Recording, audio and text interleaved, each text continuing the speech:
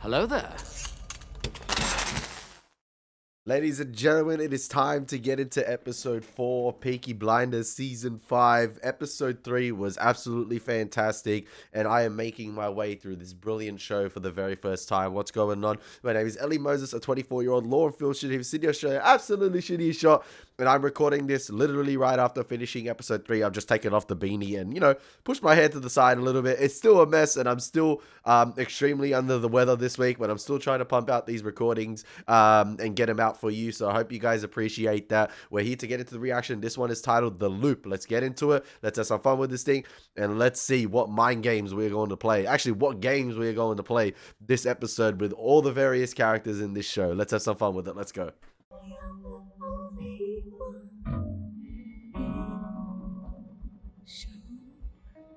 And I talked about it in episode 1 or 2 about him not even getting any sleep. Happy or sad times.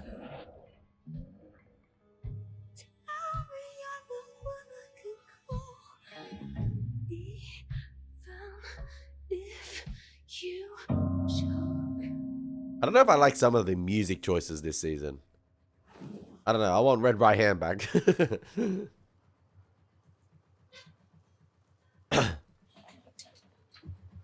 The white flag. Mr. Shelby, Oh, he's calling a truce with McKevin? my bullets ache to get inside your tinker head.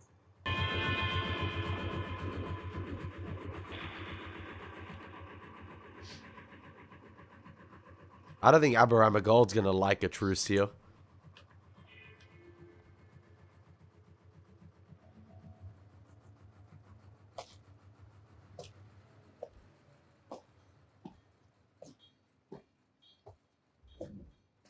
You know, it's a pity. I was looking forward to killing you. At the back of a long queue. My white flag is a flag of truce. Yours is more a flag of surrender. Whatever you say, Mr. McCavan, the colour is the same, the outcome is the same. I believe we've friends in common. We should postpone our war. Your brother left me a hand grenade. Sends his apologies. You left me landmines. For which I too apologize. Yeah, I completely forgot about that. Sorry, I completely forgot about that as well. He was saying everything, McCavan, he was saying everything's unprovoked. Brother, I forgot about the landmines they left at the front of his house with the crucifix, and his son happened to run into that field of landmines too. So yeah, I was thinking about Bonnie, but I completely forgot about the landmines left at the front of his house. And he's like, "You want war, Thomas Shelby? You'll have The it." message said you wanted to seal our truce with some business. The nature of the deal is explained in my proposal. I've booked you a suite at the Midland Hotel. Where everything is If you need anything in the wiretap. city, just mention my name. So you want to impress me, Mr. Shelby? Isaiah! Now, please, enjoy the city. It's my honor to represent.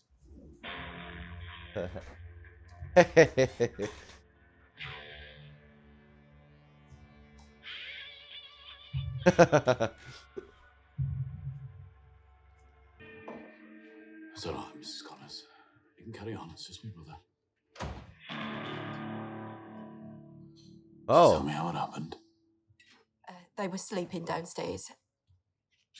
And then my husband came home. Drunk from the Marcus, even though he just lost his job. We don't have any money.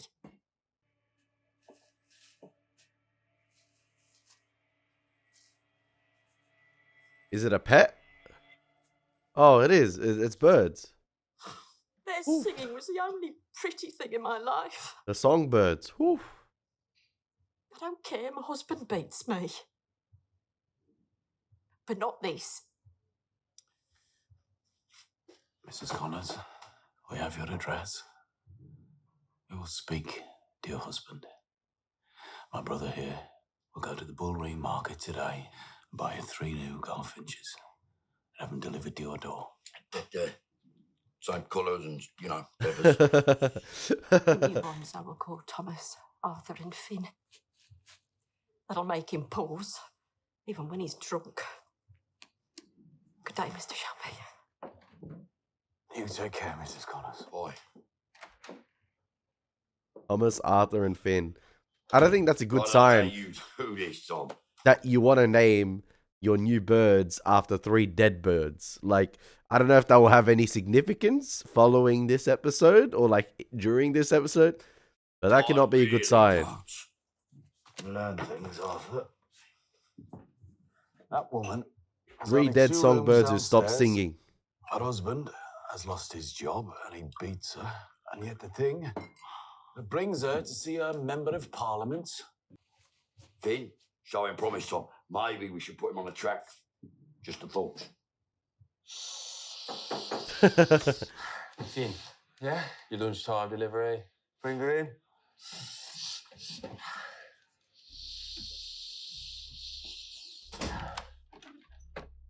Tommy, next fella wants to see Bosie. Do you know his face? No, he's Chinese. Chinese in our pub. Oh, I thought he looked Italian, but it must have connection to the bloke they killed in episode 1 of season 1. All right. Of this season, sorry. Slowly, Mickey, let him in. I thought he looked Birds, Italian. Tommy, Finn, and Arthur.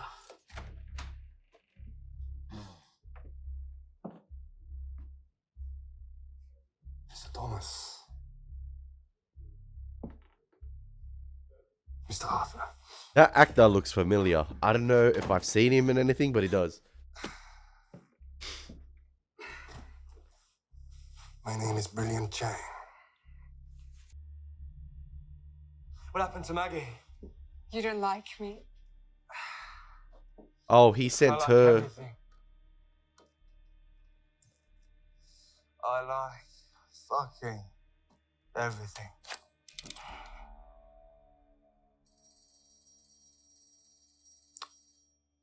You should answer the phone, Mr. Shelby. Outplayed. Outplayed. Mickey, bring that phone in now. Too easily got it. Arthur! Arthur! I sent a woman with a gun to your youngest brother's office. All right, Finn. Wait. What the fuck is going on? Do you want to die again, Chang?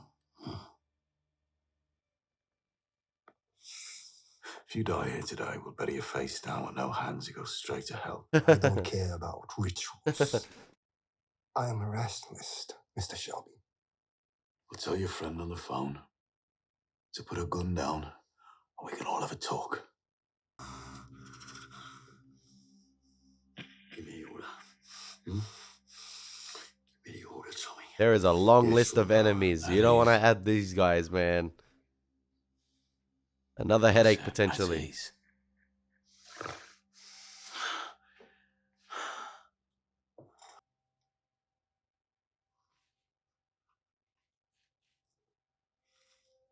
Hey, one of those 3 little songbirds has had a gun pointed to their head this episode already in Finn. He named Finn, Thomas, and Arthur. These 2 have a gun yet to be pointed at in this episode. Who knows? I don't know. There might be some sort of connection with that. Just as that lady arrives and names her 3 new potential songbirds after her old It is ones. the purest opium that has ever arrived in Europe. No salt, no flour, no lies. Pure truth. Came off a ship called the Capital. Out of Shanghai. Docked at Poplar a week ago. Stevedores were held at gunpoint. Chinese unloaded the cargo by the lights of lanterns. The foreman at the dock estimated there was 7 tons of this stuff. 7 tons. I made a note at the time. I spoke to that particular foreman, and I worked out that 7 tons of pure opium crystals would be worth approximately £1,190,000 on international markets. The big crash, Wall Street. Now we all keep our ears open for opportunities. What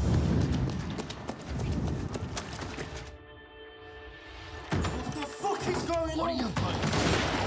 Ben, we are conducting a piece of business. Get a gun to my fucking head! Your trousers are dry. You didn't piss yourself.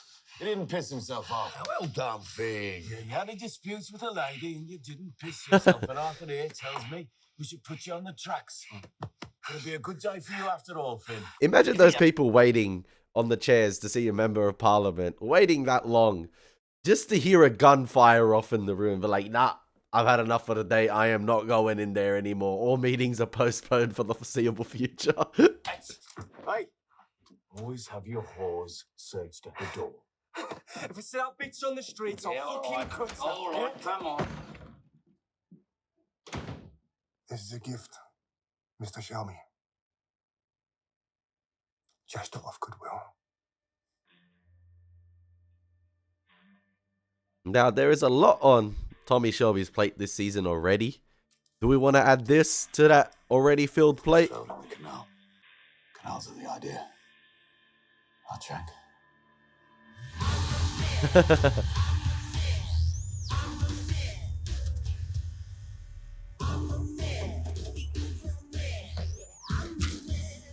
Ah, she stepped in shit just like her son last episode.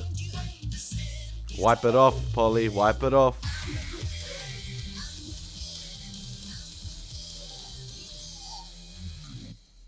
Sorry for calling the meeting here, but the location is part of the deal.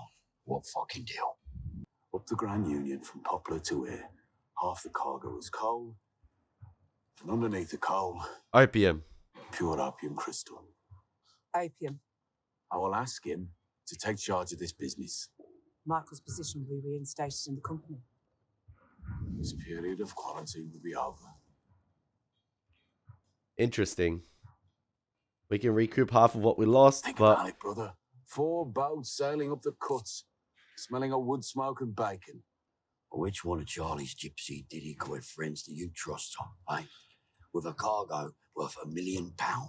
Already made provision. I'm needed at a meeting. Let's vote. I trust Tommy with Those in this one. favour?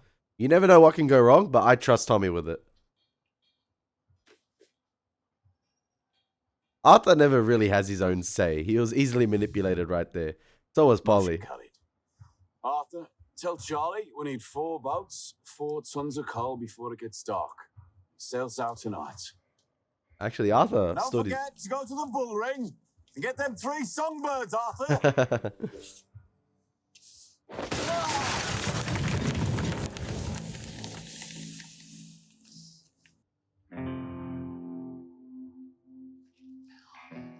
What have you heard, Paul? The man you cut went to the police. Oh, so he survived. I thought he was gone. We dealt with it.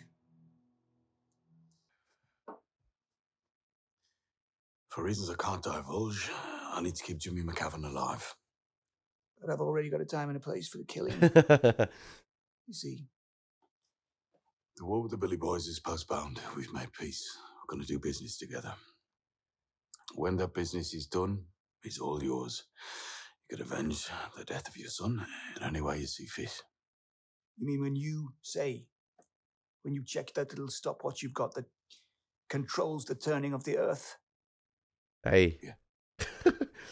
He is God. You will marry and you will settle. Marry? Marry who, Mr. Shelby? Just let me understand you. Do you mean that Polly is part of this deal? Yeah.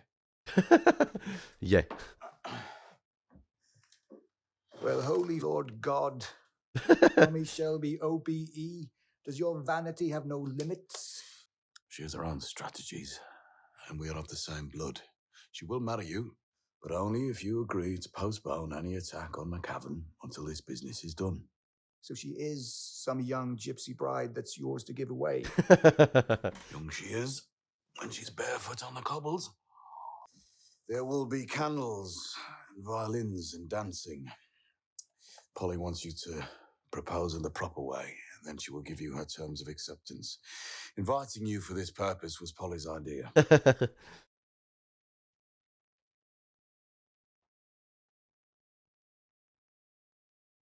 You can't read. I don't read. It's one like. Ballet. Yeah, apparently it's about love. Polly says that for now, love must defeat revenge.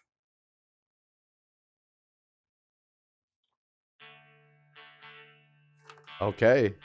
We're moving quick with this.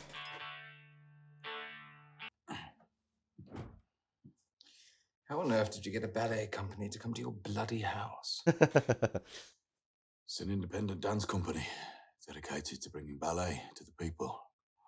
We share a philosophy. I'm a patron.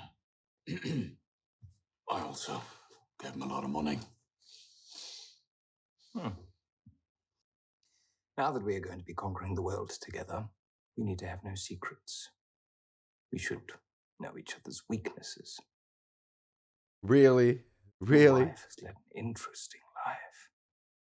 My friends and I would sometimes go to nightclubs in the south of town. Well, if you recognize her, maybe you can talk about old times, eh? Maybe. If we have met before, your wife and I could even renew our acquaintance.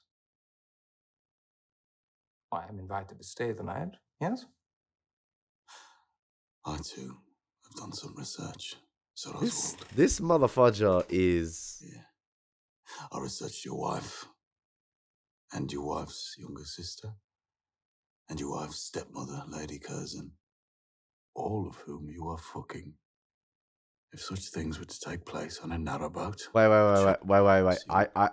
See, I need to see the receipts these guys are pulling up on each other. Done some Wait. research, Sir Oswald. Yeah. I researched your wife. So he's got his wife. And your wife's younger sister. Wife's younger sister. And your wife's stepmother, Lady Curzon. All of whom you are fucking. Damn! If such things were to take place on a narrowboat, the church would get involved. It's taking place in your apartment, in your country house, sometimes even in your office here in the House of Commons. So no secrets, and yes, you are invited to stay the night with whichever member of your family finds favour.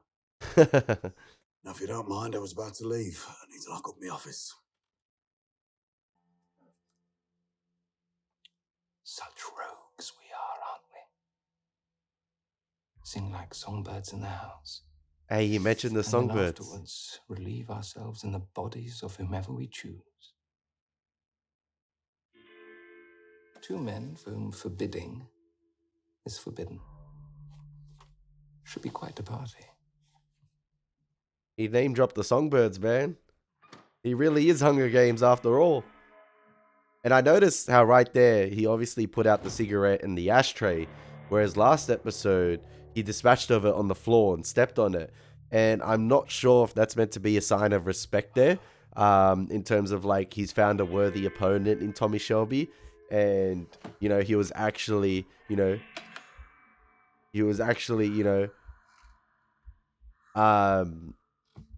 not proud, but like, Tommy Shelby kind of earned Oswald's respect a little bit there by clapping back with his own You have receipts. to listen to the voices that you hear. Do what they tell you to do.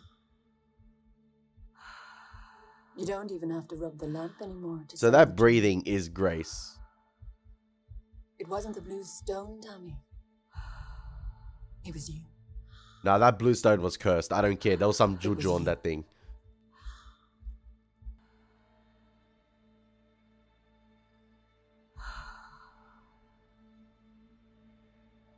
So in episode one,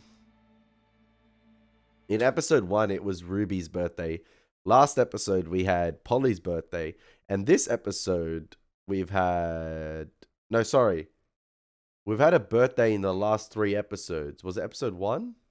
No, episode 1, there wasn't a birthday, I believe. I think episode 2, it was Ruby's birthday, then Polly's, and then now Lizzie's this episode. And yeah, we've had a birthday in the last 3 episodes.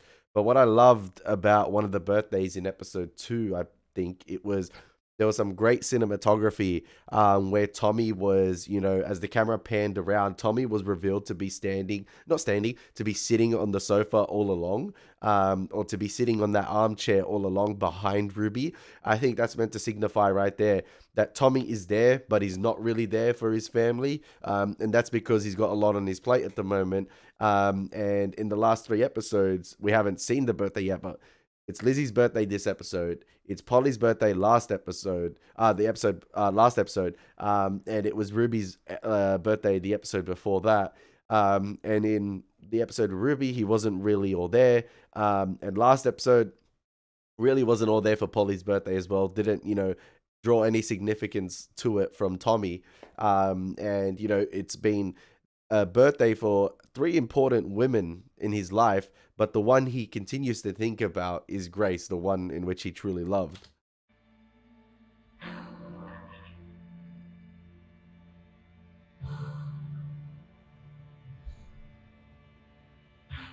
In terms of family stuff and love, Tommy has nowhere near been there this season.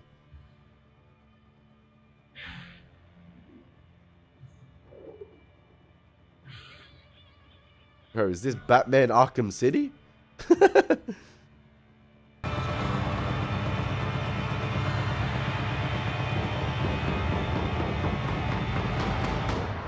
Who is it?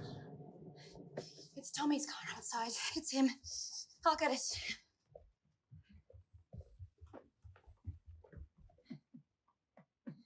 Ada hasn't told him yet that she's pregnant, right? What's happened? Nothing's happened. All right.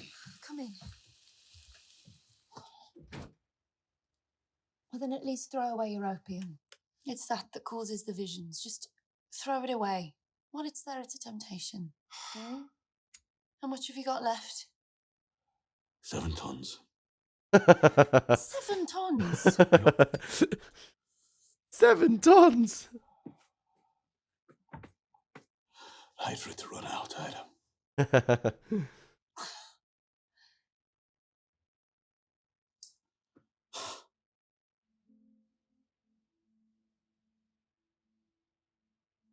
You do me a favour. When that kid of yours arrives, keep it away from me. I just remembered how racist Carl was last episode. And his mum is pregnant. And that baby gonna be mixed. Yo, Carl needs to be taught a lesson. I just realized. Fucking ballet. Wants to impress someone. And I'm invited. You and Gina.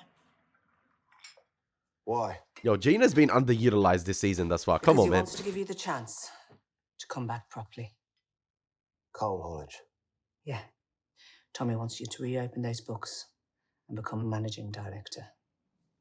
So I've come back from Detroit to become a coal man. The first delivery is bound for San Francisco. But if it works, Tommy thinks he can find distribution for it here. And this coal, is it snow white? No. Golden brown.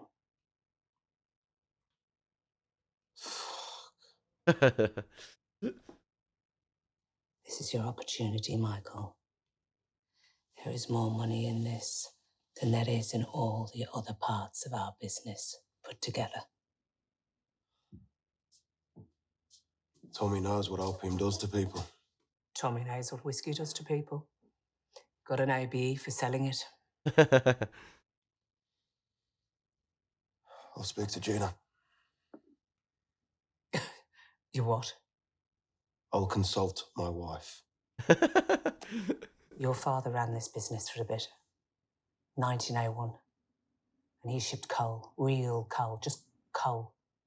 And his fingernails, and his eyelids, and his ears were black with it.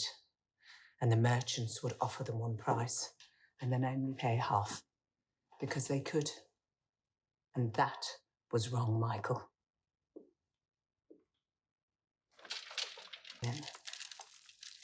And then see if Gina will let you lay a finger on her. I think golden brown is more to her taste. Especially when you tell her how much money you're going to earn. Are you calling Gina a gold digger? Really? Kanye West style? Really? Get your hands dirty, Michael. He's Ken. Yeah. And the simple fellow. He's a lot less simple than you might at first think. Do you trust them? I will take a check if it's guaranteed by our mutual friend in London, Mr. Mosley. Yeah, who'd have thought? Hey, Charlie?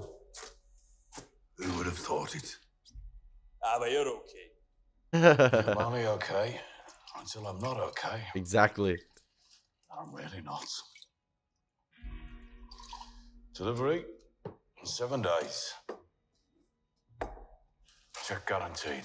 Both your Chinese friends expect the 7 tons that leaves London to still be 7 tons when it reaches Liverpool. You leave that to me, Mr. McCavan. Oh, you mean you're bold enough to skim the Chinese? You have some kind of death wish, Mr. Shelby. He already dead, man. Yeah, how's he gonna make up the remaining 7 tons of opium? Not remaining 7 tons, but whatever they take out. Need to fill in the remainder of the weight. Tommy has made contact. Tommy. Tommy has made contact with Chinese suppliers who have plantations in the Afghan hills. Pure grade.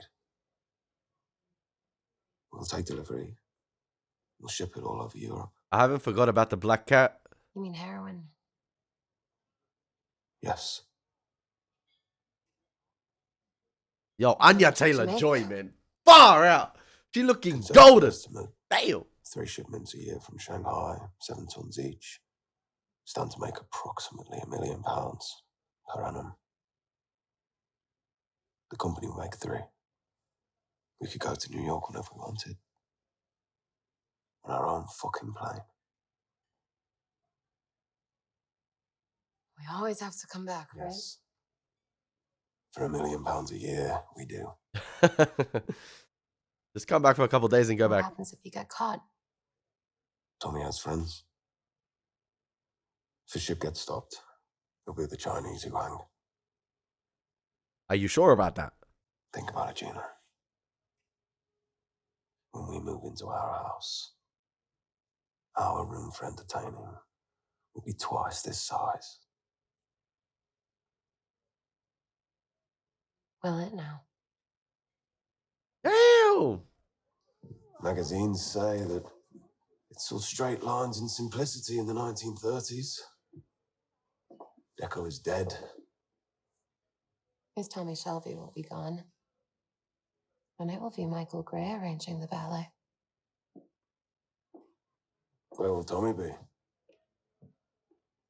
Where he wants to go to most. Ah. And the actor who plays Michael, Finn Cole, is it? Lord. Luckiest man alive at the moment. Actually, I think Mr. Mosley's a baronet.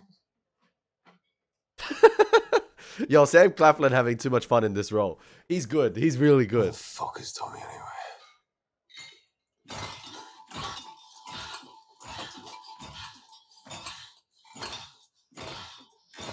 That's a birthday present.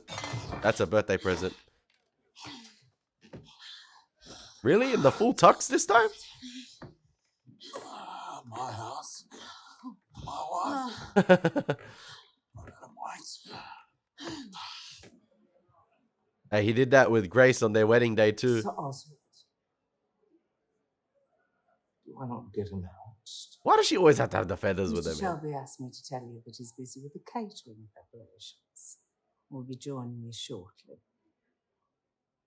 In the meantime, and while you're waiting, we have opium, cocaine, and brandy. I don't use opium. Or cocaine. And brandy is for after dinner, not before.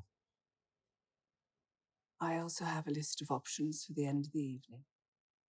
You'll notice that the maids wear name tags.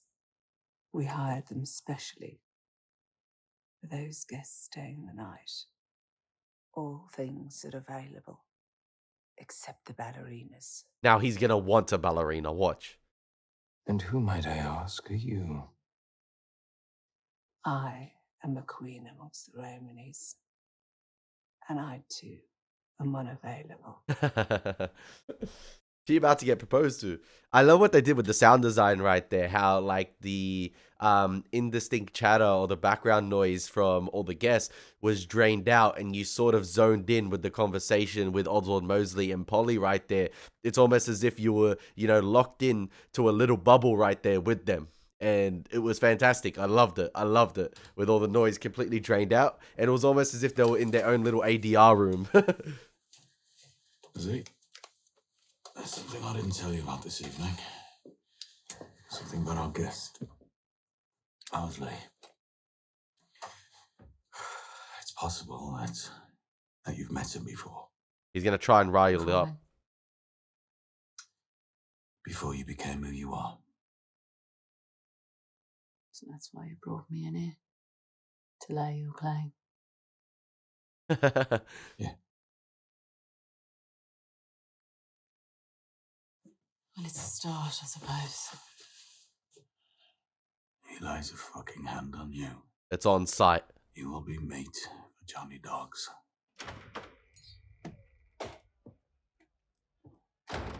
You were indisposed when I arrived. By the way, your brandy before dinner thing amuses me, but none of the maids are of interest. And I despise the use of drugs. Your strategies are very transparent. I'm involved in a transaction with Jimmy McCavan, your acquaintance from the north. I have no idea who you mean. I don't trust him. He wants to pay by check. I need your signature as a guarantor in the transaction. Should his check fail to be honoured, the sum is £10,000. And what is it he is buying from you? Gin distillery. He's buying the old one, I'm buying a new one. He's still, you know, not acknowledging Jimmy McCavan. We're actually doing business. Yeah, still don't trust his checks. If I sign a check guarantee for this man, it is proof of a connection between me and him. Exactly. Something you could later use against me. Why would I want to move against you?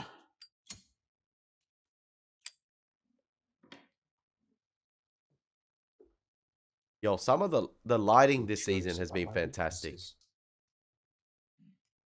And you've learned it's not cocaine, not maids.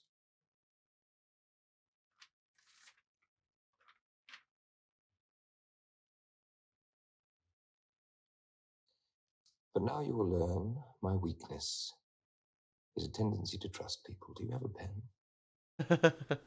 Are you sure about that? So, did you know? What? Oh, that tonight's special guest might have fucked you when you were a nightclub hostess. Yeah. Lizzie, if we were to strike from our guest list every man in Birmingham who you... Sir Oswald, this is my wife, Elizabeth. Lizzie, Sir Oswald Mosley. Since we all appear to know, and since knowledge is permission, I'm sure, Mr. Shelby, in the spirit of our honest relationship, you won't mind me saying, it was a bottle of champagne and an evening well spent. Actually, it was an evening wasted. For the champagne and brandy you bought me. As I recall, it was the booze that put you to sleep a little prematurely. Damn! Ladies and gentlemen. Oh, shit. Fair play, Elizabeth. Fair play.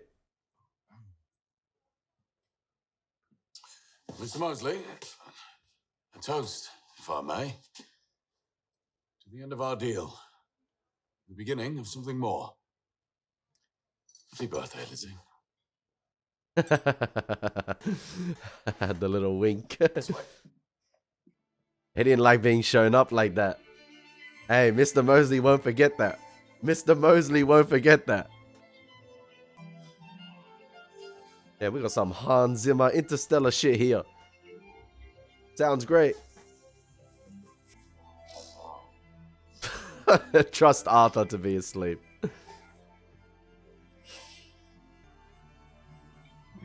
Is that Aberama's proposal? Did he just throw it? What? Not proposal, but like, did he? What did he throw? He landed that perfectly. Oh, don't tell me. Don't tell me the one he wants tonight is Gina. Is there some sort of connection there? Some history? Is she the black cat? I'm not forgetting about the black cat. Holly Grey, Gypsy Queen, will you marry me? A poor commoner who loves you. Big up Aidan Gillen, man. He's so good. He's so good. Aberama Gold is golden. He's so good. I love how you had sort of Grace's breathing a little bit layered over the ballerina event too, or like the display that's going on at the moment. Again, to show Tommy's not really all there.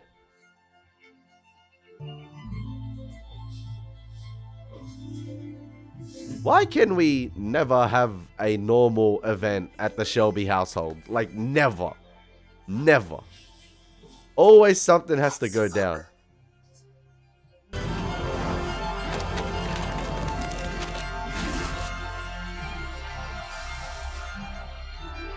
Linda! Oh, she has a gun behind her. Yep. She's about to pull a gun on him. I heard there was a family occasion.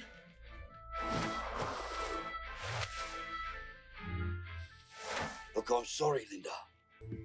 And now he has no face.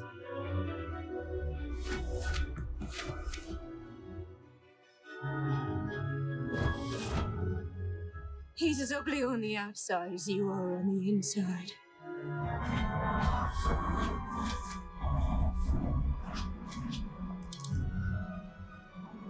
Hey, there's the second songbird that... There's the second Peaky Blinder that's had a gun pointed at him. Did she just shoot herself?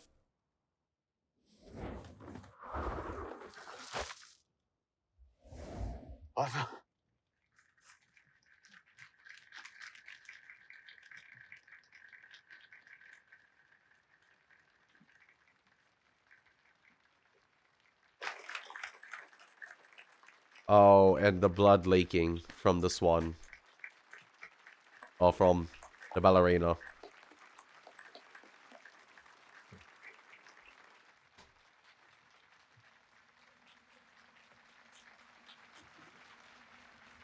That's two individuals that have had a gun pointed at them this episode. Oh, man.